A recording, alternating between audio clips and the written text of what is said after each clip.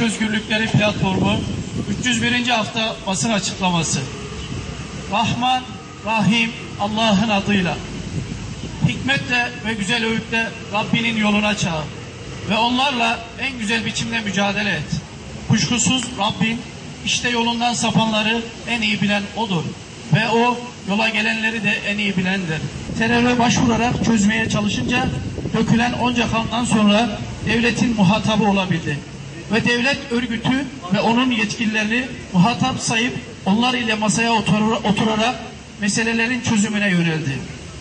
Gezi Park'ın olaylarında da eylemciler sokaklara dökülüp şiddete başvurarak orayı burayı kırıp çevreyi tahrip edince, polis ile çatışıp meydanları işgal edince devlet onları da muhatap aldı. Tevhid ve adalet üzere kuruludur bir dünyada yaşama umuduyla hepinizi 302. haftada aynı yer ve saatte buluşmak üzere Allah'a emanet ederiz.